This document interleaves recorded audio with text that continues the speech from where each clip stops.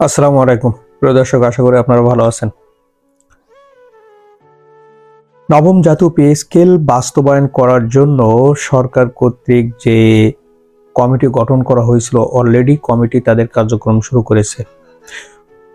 15 ফেব্রুয়ারি commission তাদের committee যে হয়, এই কমিটি তাদের প্রথম সভা অনুষ্ঠিত হয়।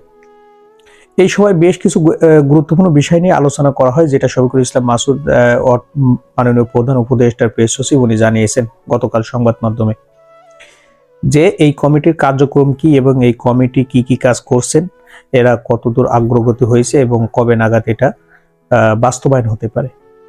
তো আমরা এখান থেকে স্পষ্ট একটা বাস্তবায়নের ইঙ্গিতও পাচ্ছি। নবম পে স্কেল যে বাস্তবায়ন হবে, এটার কিছু ইঙ্গিত পাচ্ছি।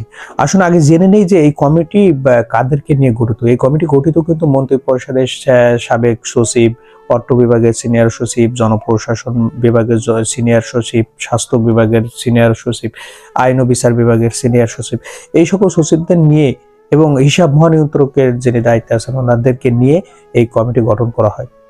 এই কমিটির কাজ হলো যে পে কমিশন তাদের চূড়ান্ত প্রতিবেদন প্রধান উপদেষ্টার কাছে জমা দিয়েছেন। ওই চূড়ান্ত প্রতিবেদনের আলোকে যে সশস্ত্র বাহিনী বেতন কমিশন 2025, অর্থাৎ প্রতিরক্ষা বিভাগ, জুডিশিয়াল সার্ভিস কমিশন 2025, জাতীয় বেতন কমিশন 2025, এই বিষয়গুলোকে পুঙ্খানুপুঙ্খ বিচার বিশ্লেষণ আলোকপাত করে যে কিভাবে এই বেতনকে বাস্তবায়ন করা যায় বা এই ভাতা যেগুলো আছে বাস্তবায়ন করা যায়, নবম পে স্কেল বাস্তবায়ন করা যায় কিভাবে, তার একটা রূপরেখা বা অবকাঠামো দাঁড় করাবেন এবং কবে নাগাদ সেটা বাস্তবায়ন করা যাবে সেটাও জানাবেন।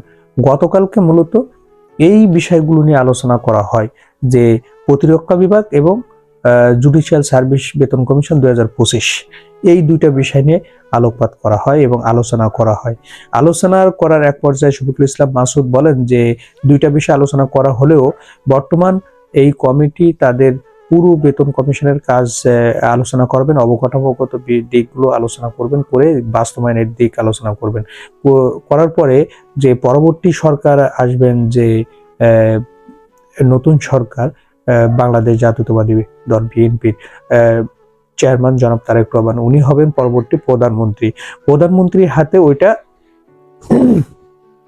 জমা দিবেন, এই প্রতিবেদন, চূড়ান্ত প্রতিবেদন।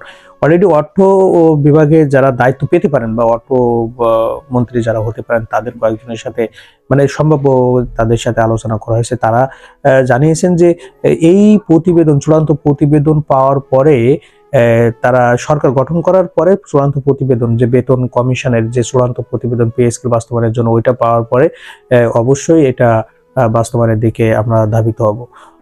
তো এইখান থেকে আসলে গ্রিন সিগন্যাল পাওয়া যাচ্ছে।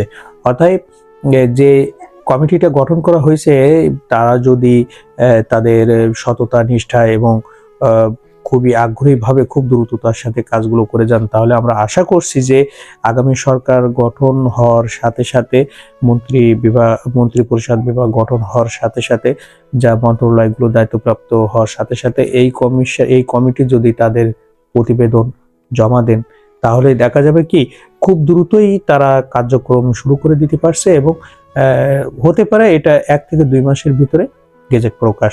এখন সরকারি কর্মচারীরা যে 11তম গ্রেড থেকে 20তম গ্রেডে যে কর্মচারীরা আছে, আসলে এরা খুবই মানবতার জীবনযাপন করছে। এই বিষয়গুলো যে বর্তমান প্রধানমন্ত্রী জনাব তারেক রহমান শপথ গ্রহণের পরে গেজেট আর কি, কিন্তু এখন থেকে আমরা বলছি যে উনি কিন্তু এই বিষয়টা খুবই উপলব্ধি করতে পারছেন। দীর্ঘদিন তিনি প্রবাস জীবন থাকলেও দেশে এসেই যে সরকারি কর্মচারীরা কি অবহেলিত অবস্থায় আছে, এটা যে উনি উপলব্ধি করতে পারছেন এবং মানুষের দুঃখ দুর্দশা, মানবতার জীবন উপলব্ধি করতে পারছেন, এজন্য সরকারি কর্মচারীদের পক্ষ থেকে ওনাকে অসংখ্য ধন্যবাদ।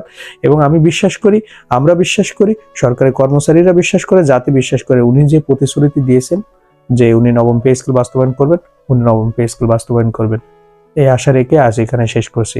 প্রিয় দর্শক, ভালো থাকবেন। আমাদের ভিডিওটি ভালো লাগলে অবশ্যই সাবস্ক্রাইব করবেন। আসসালামু আলাইকুম।